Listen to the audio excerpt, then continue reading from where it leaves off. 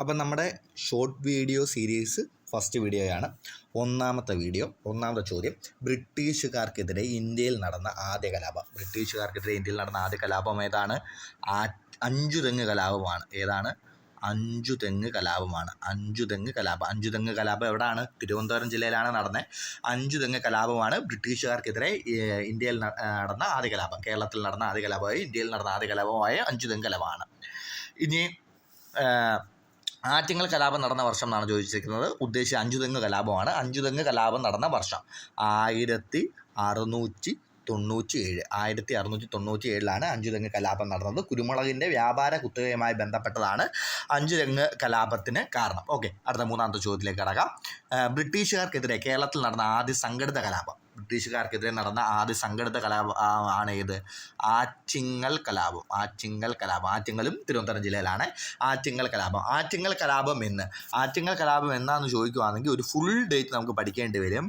1721 April മാസം 15 തീയതി. April മാസം 15 തീയതി.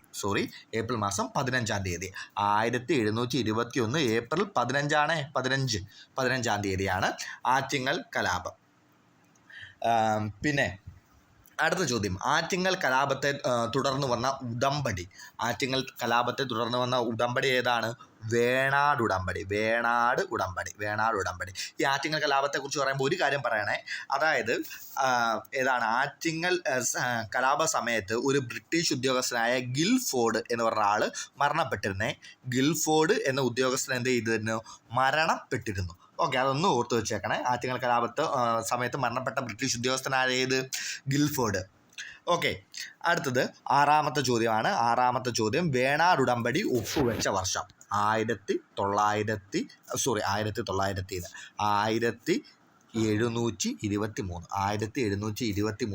ഇത് വേണാട് ഉടമ്പടി ഒപ്പുവെച്ചത്. ഈ വേണാട് ഉടമ്പടി ഒപ്പുവെച്ചത് ആരൊക്കെ തമ്മിലാണെന്ന് വെച്ചാൽ മാർത്താണ്ഡവർമ്മയും അലക്സാണ്ടർ ഓമുമാണ്. ശരിക്കും മാർത്താണ്ഡവർമ്മയല്ല, അവിടുത്തെ രാജാവും അവൻ്റെ മരുമകനായിരുന്നു മാർത്താണ്ഡവർമ്മ. അതുകൊണ്ട് മാർത്താണ്ഡവർമ്മയും അലക്സാണ്ടർ ഓമും തമ്മിലാണ് വേണാട് ഉടമ്പടി ഒപ്പുവെച്ചത്. Okay, thank you.